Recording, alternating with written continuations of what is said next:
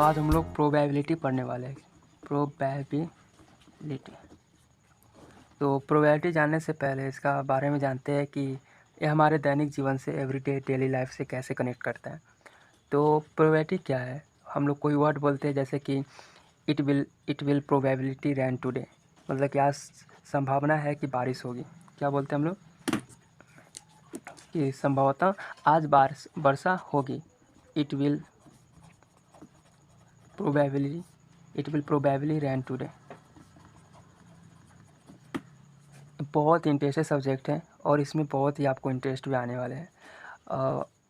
इस जैसे मैंने यहाँ पे एक एग्जांपल लिया है कि it will probability rain today, मतलब कि संभवतः आज वर्षा होगी। इसमें आपको कहने से क्या लगता है कि आज क्या वर्षा होगी? वर्षा हो भी सकती है, नहीं भी हो सकती है। इट विल प्रोबेबिलिटी, ये जो वर्ड आकर हमारा पूरा काम ख़राब कर दिया कि हाँ आज बारिश होने वाली है, या वर्षा होगी या नहीं होगी। हो भी सकती है और नहीं भी हो सकती है, हो भी सकती है, नहीं भी हो सकती है। इसका दो आउटपुट होंगे। इसका कितने? दो आउटकम्स होंगे। बारिश हो भी सकती है या नहीं भी हो सकती है। सेकेंड हम लोग लेते हैं कि I doubt, DOUBT, I doubt that he will pass the test, कि मुझे संदेह है। लो फिर एक काम ख़राब कर देगा। मुझे संदेह है कि he will pass the test. मुझे संदेह है, मुझे डाउट है कि वो जो लड़का टेस्ट एग्ज़ाम देने गया है वो पास करेगा, यानी कि वो फेल भी कर सकता है। तो इसका कितना आउटकम्स है कि एक फेल भी पास भी हो सकता है या फेल भी हो सकता है। श्योर नहीं बताता है। ये जो दोनों मैंने सेंटेंस लिखा है, श्योर नहीं बता रहा है कि हाँ आज बारिश होगी। श्योर नहीं बता रहा है। इट विल प्रोबेबिलिटी, संभवतः आज बारिश होगी। श्योर नहीं बता रहा है। तो इसका दो आउटकम्स होंगे। क्या कि आज बारिश हो भी सकती है या नहीं भी हो सकती है। सेकेंड है कि I doubt that he will pass this test, मुझे संदेह है कि वो पास कर सकता है या पास कर सकता है। संदेह वर्ड, जो ये संदेह आ गया यहाँ, प्रोबेबली आ गया, ये जो स्टेटमेंट होता है हमारा प्रोबेबिलिटी कहलाता है। एंड इसको न्यूमेरिकली हम दिखाना, मैथमेटिकल तरीका से न्यूमेरिकली दिखाना, किसकी सहायता से दिखाएंगे? प्रोबेबिलिटी की सहायता से दिखाएंगे। With the help of the probability measure this types of sentence numerically. Okay, तो हम इस तरह से प्रोबेबिलिटी का डिफिनीसन दे सकते हैं। प्रोबेबिलिटी डिफिनीसन दे सकते हैं, या ये क्या है? मेजरमेंट है कि हम ये सब वर्ड है, ये क्या? अनसर्टेन है, निश्चित नहीं है। असर्टेन बोले तो अनिश्चित वर्ड है। अनिश्चित वर्ड जैसे प्रोबेबिलिटी हो जाता है, डाउट हो जाता है, चाहे चांसेस हो सकता है। ये सब जो वर्ड होता है ये अनिश्चित, असर्टेन वर्ड होता है, अनिश्चित वर्ड होता है। और इसको न्यूमेरिकली किसकी हेल्प से दिखाएंगे? प्रोबेबिलिटी के हेल्प से दिखाएंगे। तो आप इस तरह से इसका हम लोग डिफिनीसन भी लिख सकते हैं कि to measure the uncertainty, to measure the uncertainty, जैसे एग्जांपल में जैसे प्रोबेबली संभवतः, चांसेस या doubt etc. To measure the uncertainty, क्या? By the help to measure the uncertainty in numerical क्या? By the help of, with the help of probability. Okay, या इसे हम लोग और भी अगर सही से लिखे इन अदर वर्ड्स तो हो सकता है numerically major the uncertainty of probability etc. ये हो जाएगा प्रोबेबिलिटी का डिफरेंस। मतलब कि न्यूमेरिकली मेजर करेंगे किसका? Uncertainty of probability is known as the probability. Okay, probability, chance, doubt, ये सब क्या है? हमारा सेंटेंस के रूप में। इसका न्यूमेरिकली दिखाना ही क्या होता है? प्रोबेबिलिटी कहलाता है। ओके, एंड प्रोबेबिलिटी कहलाता नहीं है, इसको हम कह सकते हैं कि प्रोबेबिलिटी के सहायता से ये जो अनसर्टेन वर्ड है कि हाँ आज बारिश होगी, चाहे 50% चांस है कि हाँ इंडिया टॉस आज जीतेगी, चाहे हो सकता है कि जो लड़का एग्ज़ाम देने गया है, बोर्ड का एग्ज़ाम देने गया है, वो फर्स्ट रैंक लाएगा या नहीं लाएगा। ये सब जो वर्ड है, ये सब जो सेंटेंस है, इसको न्यूमेरिकली किसके हेल्प से दिखाएंगे? प्रोबेबिलिटी के हेल्प से दिखाएंगे। ओके, तो नाउ अब हम लोग आगे देखते हैं कि हाँ ये प्रोबेबिलिटी वर्ड्स है, तो सबसे पहले इसका कॉन्सेप्ट कहाँ से डेवलप हुआ। तो आपको बता दें कि हम लोग ये जो शुरू हुआ था 1654 ईस्वी में ही इसका कॉन्सेप्ट यहाँ, मतलब 1654 ईस्वी से इसका कॉन्सेप्ट डेवलप होने लगा था। तो इसमें एक सबसे पहले बता दें कि इसमें एक सेवेलियर डी मेरे, क्या? सेवेलियर डी मेरे एक जुआरी था, जुआ खेलने वाला। एक सेवेलियर डी मेरे एक जुआरी था जो पासा वाला गेम खेलता था। हम लोग महाभारत में जो देखे थे शकुनी मामा अपनी पासा की चाल से पांडव पुत्र को हराए थे, वो वाला पासा खेलता था। एक जुआरी था, जुआ खेलता था। ये है जो अपना इसमें जब पासा खेला तो इसको क्या है कि कभी कभी हारता था, कभी जीतता था, या कभी ड्रॉ भी होता था, लेकिन इसको मैक्सिमम चांस इसको हार ही मिलती थी। तो ये जीतने की कोशिश करता था तो फिर भी हार जाता था। तो इसको क्या हुआ कि एक दिन एक क्वेश्चन लेकर गया कि हाँ हम कैसे जीत सकते हैं इस गेम में, मेरी चांस क्या है, मेरी प्रोबेबिलिटी क्या है कि हाँ आज मैं गेम जीतूँगा, चाहे आज मैं गेम हारूँगा। अब बहुत इसको दिक्कत था तो ये किसके पास गया? एक महान फ्रांसीसी मैथमेटिशियन। कौन था? फ्रांसीसी मैथमेटिशियन, यानी कि फ्रांस के रहने वाले थे। फ्रांसीसी मैथमेटिशियन जिनका नाम था पास्कल, ब्लेज पास्कल। क्या नाम था? Blaise Pascal. Blaise Pascal. Chevalier de Mere एक जुआरी था, इनका फ्रांसीसी मैथमेटिशियन ब्लेज पास्कल का दोस्त भी था। तो वो अपने दोस्त के पास, ब्लेज पास्कल के पास अपना क्वेश्चन लेकर गया कि हाँ मैं यार बहुत हार जाता हूँ, मेरा कल जो मैं गेम खेलूँगा कैसे खेलूँगा, यानी कि किस प्रकार से खेलूँ कि हाँ गेम मैं जीत सकता हूँ, मेरा कल जीतने की प्रोबेबिलिटी क्या है, पिछला स्टेटस देख कर बताइए कि हाँ मैंने इतना दिनों हार रहा हूँ तो आगे जो मैं कल खेलूँगा मैं कैसे जीतूँगा, मेरा जीतने का चांस क्या है। ये सब क्वेश्चन को स्टडी कर मतलब ये सब क्वेश्चन पूछने लगे। इसका तो उनके पास सोल्यूशन था नहीं, क्योंकि अनिश्चित था, अनसर्टेन था कि हाँ जो तुम नेक्स्ट कल मैच खेलोगे यानी कल तुम जुआ खेलोगे उसमें तुम जीतोगे हारोगे मुझे क्या पता। लेकिन इसका सोल्यूशन निकालने के लिए ब्लेज पास्कल ने इन सारे क्वेश्चन पर क्या स्टडी करने लगे कि हाँ मैथमेटिशियन थे तो अभी बायोलॉजिकल तरीक़ा से तो बताएंगे नहीं, क्या करें मैथमेटिकल तरीक़ा से स्टडी करने लगे। और ये जो वर्ड था मतलब ये जो क्वेश्चन था इनका सोल्यूशन ढूंढने में इनको बहुत इंटरेस्ट आने लगा। जब बहुत इंटरेस्ट आने लगा तो जिसको भी इंटरेस्ट आता है वो किसी और से के साथ भी शेयर करता है। तो ब्लेज पास्कल ने अपना दोस्त ब्लेज पास्कल एक जो साइंटिस्ट थे वो अपना दोस्त वो भी एक साइंटिस्ट थे, उनसे अपनी बात शेयर करें। तो उनका नाम था फर्मा, और पूरा नाम पियर डी फर्मा था, Pierre D pharma, Pierre D pharma.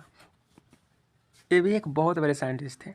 तो ब्लेज पास्कल ने अपना दोस्त पियर डी फर्मा के बारे में बताया कि देखो ना दोस्त यार ऐसा ऐसा कुछ क्वेश्चन है जिसका मैं हल निकाल रहा हूँ, तो तुम भी थोड़ा मेरा हेल्प करो। तो क्या ब्लेज पास्कल और पियर डी फर्मा ने अपना अलग अलग सोल्यूशन निकालने लगे, और ना यहीं से मेरा प्रोबेबिलिटी का कॉन्सेप्ट निकलने लगा कि हाँ जो मेरा जुआरी दोस्त था सेवेलियर डी मेरे कल जो मैच खेलेगा, पिछले स्टेटस जो मैं मतलब कि पिछला जो मैच खेल रहा था कितना 10 में से 3 मैच हारा और 7 मैच जीता था, उसके अनुसार से नेक्स्ट मैच जो खेलने वाला उसमें क्या प्रोबेबिलिटी की है कि हाँ वो सेवेलियर डी मेरे है वो जीतेगा। तो ये सबको सोल्यूशन निकालना पियर डे ब्लेज पास्कल और पियर डे फर्मा को बहुत इंटरेस्ट था। और ऐसे इंटरेस्ट बढ़ते गए तो बहुत सारे वैज्ञानिक आए, जे कॉर्डन थे, जे बर्नौली थे, लैपलास थे, मार्कोव थे। ये सब पर स्टडी करते करते एक नए सब्जेक्ट का ही रूप ले लिया, यानी कि प्रोबेबिलिटी एक अलग ही ब्रांच बन गया कि हाँ मैथमेटिक्स में एक प्रोबेबिलिटी भी वर्ड आ गया, प्रोबेबिलिटी भी कंसेप्ट आ गया जिनका पढ़ना बहुत ज़रूरी है। ओके, तो ऐसे कुछ था प्रोबेबिलिटी जो हम लोग आज पढ़े, कुछ इस कंसेप्ट के तरह से अभी तक जो डेवलप हुआ। सो आज भी हम लोग इसको न्यूमेरिकल ही तरीक़ा से इतना एडवांस वर्जन पढ़ते हैं। ओके, तो ना अब हम लोग इसका थोड़ा सा फार्मूला के बारे में जानते हैं, फिर हम लोग डिस्कस करेंगे। तो देखो प्रोबेबिलिटी का फार्मूला अलग अलग जब भी हम लोग हायर क्लास में पढ़ेंगे चाहे लोअर क्लास में पढ़ेंगे, प्रोबेबिलिटी का कॉन्सेप्ट अलग अलग क्लास में अलग अलग दिया गया है इसका डिफिनीसन। जैसे मैं अगर एक डिफिनीसन ले लूँ कि प्रोबेबिलिटी बराबर होता है, और पहले एग्जांपल दिखाता हूँ क्या कि अ कॉइन इज टॉस कितना 100 टाइम्स। एक कॉइन को एक सिक्के को मैंने 100 टाइम्स उछाला, 100 टाइम टॉस किया। तो जो 100 टाइम्स जो मैंने उछाला है टॉस किया इसको बोलेंगे ट्रायल, कि मैंने कितना बार ट्रायल किया है, तो इसको हो जाएगा 100 टाइम्स। 100 टाइम टॉस किए जिसमें से चलो कोई एक रिकॉर्ड जो उछाल रहा था वो रिकॉर्ड करके रखा कि हाँ जो मेरा हेड आया था, हेड आ गया 455। तो टेल अगर 455 बार अगर हेड आया है तो टेल कितना आ जाएगा, 1000 में से 455 बार हमारा हेड है तो हो जाएगा हमारा 545 दफ़ा क्या आएगा टेल आएगा। इसको हम एच से डिनोट करेंगे एंड टेल को टी से डिनोट करेंगे।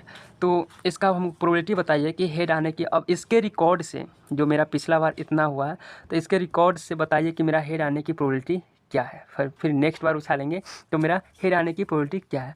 तो प्रोबेबिलिटी ऑफ हेड आने की क्या हो जाएगा, 455 ई, कितना बार पिछल का रिकॉर्ड से कितना बार आया है 100, एंड नाउ टोटल कितना बार उछाला गया था, 1000 बार। तो 1000 में 455 दफ़ा क्या आया था, हेड आया था। तो इसका प्रोबेबिलिटी हो गया 0.455। यही होता है प्रोबेबिलिटी कि अब जो हमारा नेक्स्ट दफ़ा हम गेम खेलेंगे तो मेरा 0.455% है, यानी कि लगभग 45% चांस है कि मेरा हेड आएगा। तो 45% चांस है कि हेड आएगा, तो बच गया कितना परसेंट चांस, हमारा हो जाएगा 55% चांस है कि टेल आएगा।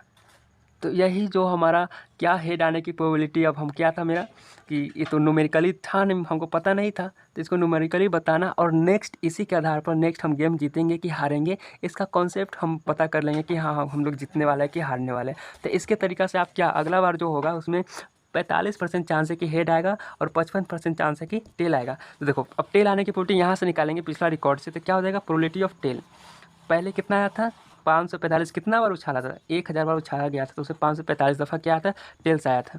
यही कितना हो जाएगा, इसको लिखेंगे तो क्या हो जाएगा 0, इसको डिवाइड करेंगे तो क्या 0.545, लगभग 50% क्या है हमारा प्रोबेबिलिटी, 55% प्रोबेबिलिटी है कि हाँ टेल्स आएगा।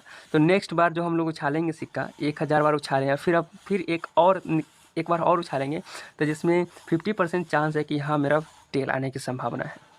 तो इसको न्यूमेरिकली हम लोग बता दिए, इसी किसके हेल्प से बताया, प्रोबेबिलिटी की हेल्प से बताया। और ऐसे भी बहुत सारे क्वेश्चन हैं जो हम लोग डील करेंगे किसकी हेल्प से, प्रोबेबिलिटी की हेल्प से कोई भी स्टेटमेंट को न्यूमेरिकली बताएंगे। ओके ना, फिर हम लोग आगे देखते हैं और आगे क्या क्या पढ़ना है। तो अभी जो मैंने पढ़ा उसके हिसाब से अगर हम प्रोबेबिलिटी का डिफिनीसन दें, प्रोबेबिलिटी का फार्मूला लिखिए, तो क्या हो जाएगा, number of trial in which the event happen, मतलब कि जो 1000 मैंने ट्रायल किया है उसमें से कितनी दफ़ा मेरा इवेंट जो मैं चाह रहा था वो इवेंट क्या हैपन हुआ है, मतलब कि हुआ है, बटा क्या लिखते थे कि टोटल नंबर ऑफ ट्रायल, ये हमारा प्रोबेबिलिटी का डिफिनीशन हो गया कि the ratio of the number of trial in which the event happen upon total number of trial. तो मैंने पिछला जो लिया था क्या था, टॉस को कॉइन को टॉस किए थे। सपोज मैं एक बहुत ही फेमस चलता है डाई, किसको थ्रो करना, डाई को थ्रो करना। तो अब हम लोग डाई को थ्रो करते हैं एंड इसके हेल्प से हम लोग क्वेश्चन करते हैं। जैसे कि मैंने एक डाई को 100 टाइम्स, फिर 100 नहीं 1000 टाइम्स ड्रॉ किए, 1000 टाइम्स ड्रॉ किए, मतलब कि हमारा ट्रायल कितना बार है, नंबर ऑफ ट्रायल क्या है, नंबर ऑफ ट्रायल 1000 बार है।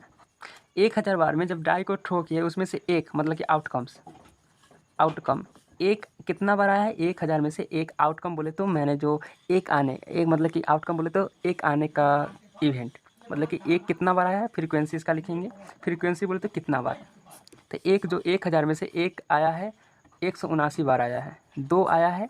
अब पासा जब डाई हम लोग जो छक्का होता है जिसे पासा हिंदी में कहते हैं, पासा जब बिकेंगे तो उस पर कितना, पासा में 1 होता है, 2 होता है, 3, 4, 5, 6 ये सब नंबर उस पर लिखे हुए रहते हैं।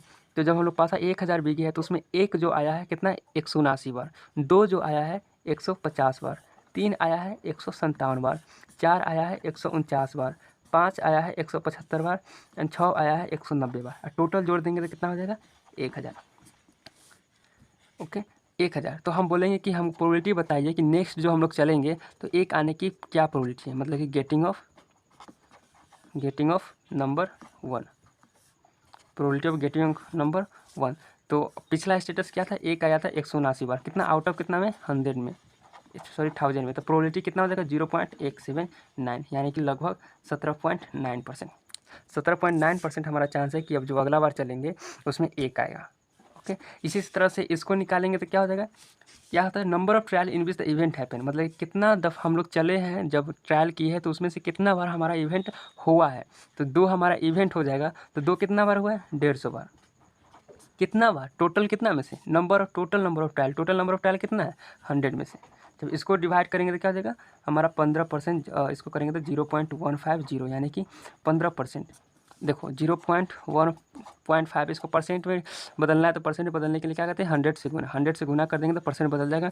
एंड इसको फिर सही से लिखेंगे तो क्या हो जाएगा 0.15 गुने 100, इसको करेंगे तो क्या हो जाएगा 100, दशमलव घटाएंगे इससे 100, तो क्या हो जाएगा 15%, यानी कि 15% ऑफ चांस है कि नेक्स्ट बार जब हम लोग चलेंगे तो 2 आएगा। इसी तरह इसका भी प्रोबेबिलिटी निकालेंगे तो क्या हो जाएगा, देखो 15% चांस है, यहाँ चांस क्या है प्रोबेबिलिटी बताता है, तो यही हमारा ये क्या होगा, हम जो बता रहे हैं ये क्या न्यूमेरिकली बता रहे हैं कि हाँ 15% चांस है कि 2 आएगा।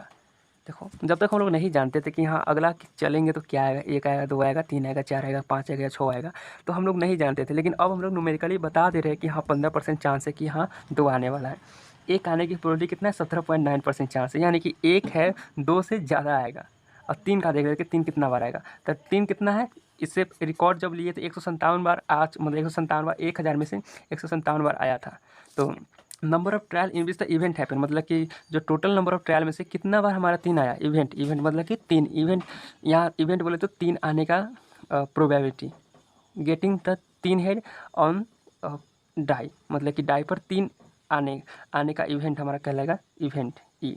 ओके, तो 157 बार आया, टोटल कितना 1000 में, तो क्या हो जाएगा 0.157, यानी इसको कहेंगे 15.7% हो जाएगा। यानी देखो 15% क्या कितना था, 2 आने की प्रोबेबिलिटी 15% था, अब 3 आने की प्रोबेबिलिटी क्या हो जाएगा हमारा 15.7%, यानी कि 2 से ज़्यादा बार आने की प्रोबेबिलिटी है 3, यानी कि 3 आने की भी प्रोबेबिलिटी अच्छा खासा है। सबसे ज़्यादा कितना है 70%, सबसे ज़्यादा मेरा यहाँ आ जाएगा 6 आने की प्रोबेबिलिटी 190 बटा 6 आने 190 बटा 1000, टोटल 1000, इसको करेंगे तो 0.9, यानी कि 19% चांस है कि छक्का आएगा। ओके, एंड टोटल जब टोटल को ऐसी जब प्रोबेबिलिटी निकालते हैं तो टोटल को जोड़ेंगे तो 100% चांस होता है, तो वो बाद में डिस्कस करेंगे। पहले जान लीजिए कि कैसे हम लोग न्यूमेरिकली कोई भी चांस इन सब को कोई भी स्टेटमेंट को न्यूमेरिकली कैसे दिखाते हैं, तो ये हमारा न्यूमेरिकली दिखा दिए। ओके, किसके हेल्प से, with the help of probability. तो नाउ अब हम लोग आज का वीडियो बस इतना ही देर तक रहने देते हैं, फिर मिलते हैं नेक्स्ट वीडियो में। तो थैंक यू।